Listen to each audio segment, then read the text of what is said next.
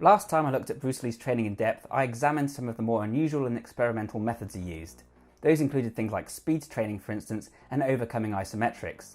But what of his actual everyday routine? We all know that Bruce Lee believed in adding weightlifting and cardio to his usual martial arts practice, so what did that actually look like? Was he ahead of his time in this regard too? And what can we learn from his programs? With all these things, of course, we need to be careful about the sources we rely on. But fortunately, there are some fairly verifiable reports of Bruce's training which paints a fairly consistent picture. Starting in 1965 then, we have a very early gym card that Bruce Lee filled out, detailing one of his earlier routines. This was filled out at the Hak Kyung Gymnasium in Hong Kong, which he reportedly attended 3 times a week.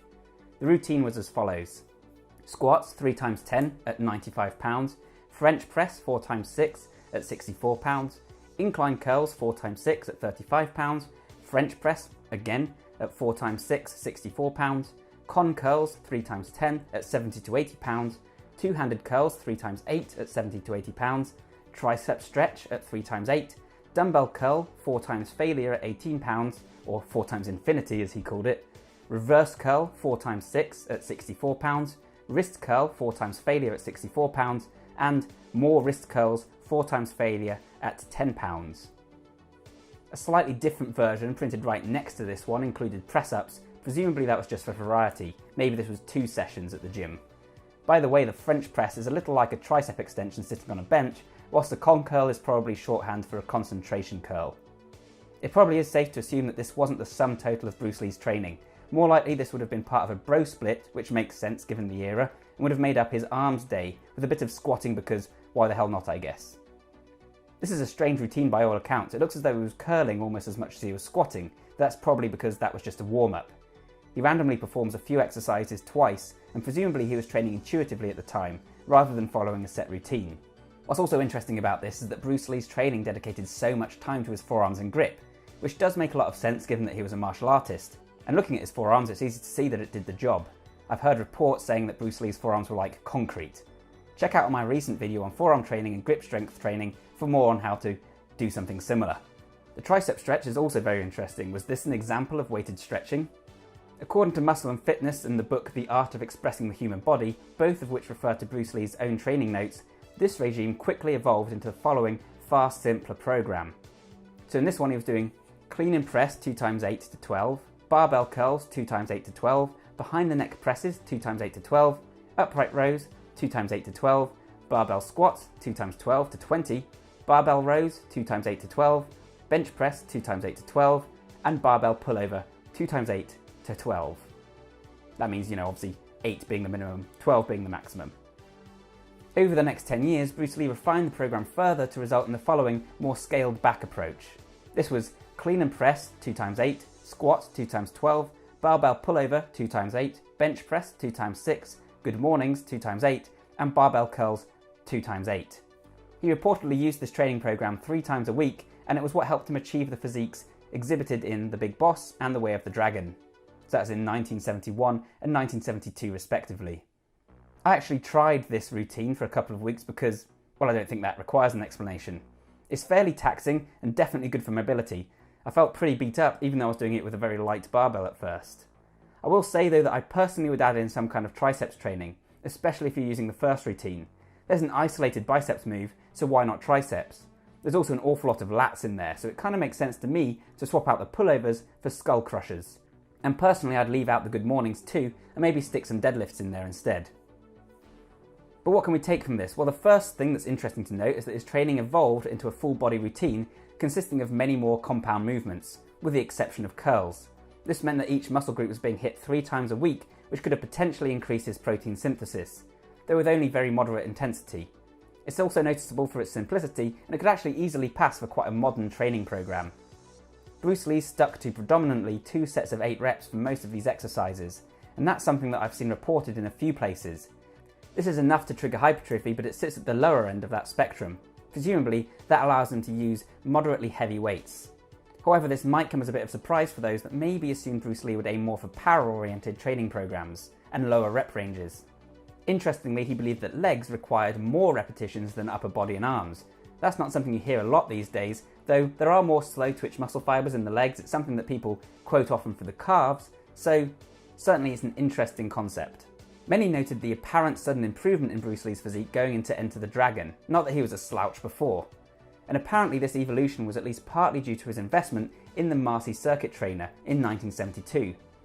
This is basically the cable machine that we see in gyms today, and it allowed Bruce Lee to perform everything from the bench press to the curls to the tricep extensions, all from a single station. This coincided with Bruce's discovery of PHA training, or peripheral heart action. According to The Art of Expressing the Human Body, Bruce discovered this training method by reading the Iron Man magazine, which reportedly was one of his favourites at the time.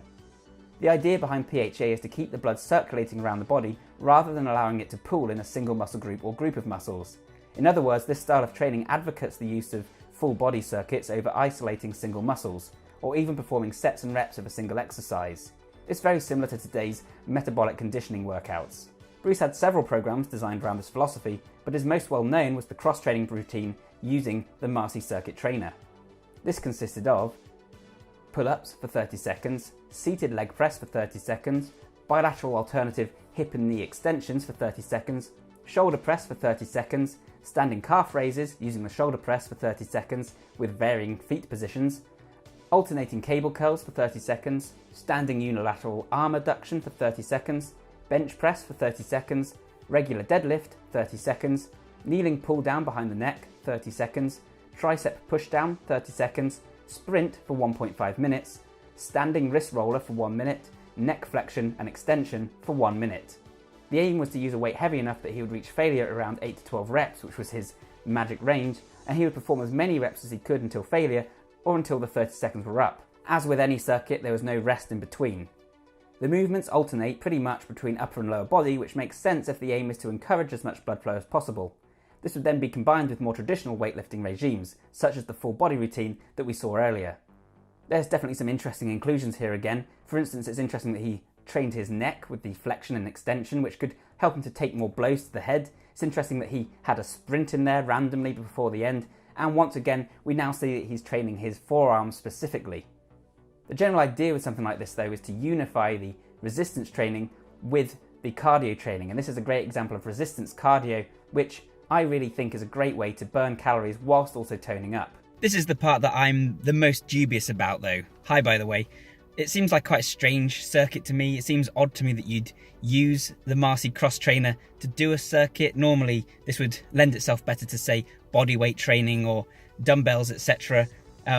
A bit of skipping. Also seems odd to me that he does a sprint, so he's like sprinted away from his resistance machine and then sprinted back to it in order to finish off with some wrist curls. So I don't know, I'm not saying it's not accurate, I'm just saying that again we need to take these things with a little pinch of salt. I think the author of that book maybe had a tendency to take some of the notes and then make his own assumptions based on that. So yeah, it's likely that he did some kind of circuit, some kind of resistance cardio. Whether or not this is a perfectly accurate representation of that, I'm not so sure. On top of these strength training protocols, Bruce Lee's training also incorporated large amounts of cardio work. Specifically, Bruce Lee ran 3 days a week for a lot of his career, typically travelling 4 miles using a fartlek approach. Stop sniggering, fartlek means that he would alternate his pace just like a modern high-intensity interval training routine. He also skipped a lot, some reports having skipping the other 3 days that he didn't run, meaning that he would have been doing cardio 6 days a week on top of his resistance training. Others suggest that he only did 3 days of cardio. In most likelihood, he did both routines at different points in his training. It has also been widely reported that Bruce trained his abs and core every single day. According to Breaking Muscle, a site I really like, Bruce Lee performed 5 times sets of side bends, 5 sets of leg raises, and 5 sets of sit-ups, each to failure. And, according to several sources, he would have done this every single day. Then, of course, is Bruce Lee's martial arts training.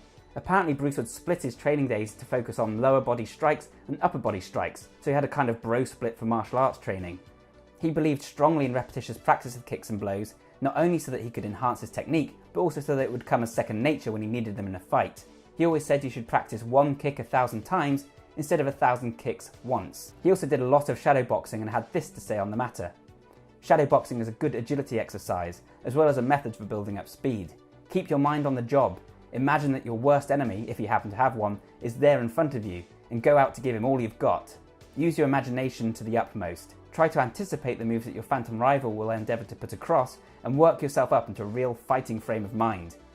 So we can see here that Bruce Lee really believed in visualization training, which, as you know if you watch this channel, is something that I also advocate.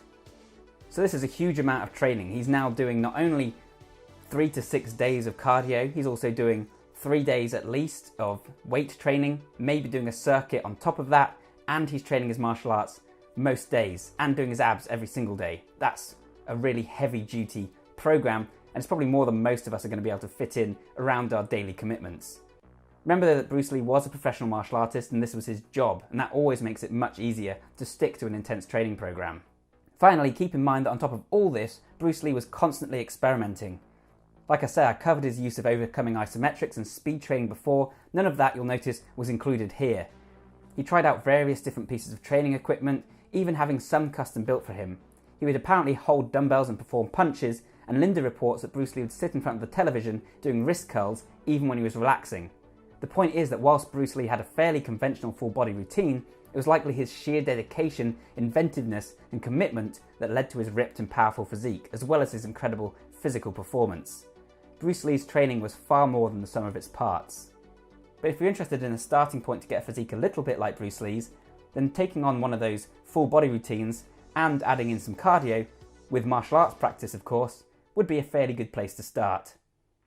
So thanks a ton for watching, guys. I hope you found this video useful and interesting. If you did, then please leave a like, please comment and subscribe. All those things help me out massively. In future I'll be returning to Bruce Lee again. I want to analyse exactly how strong he really was in real life. There's a lot of myth and a lot of hearsay, so I want to see what is actually proven and what we can garner about his actual real world performance rather than what's just legend.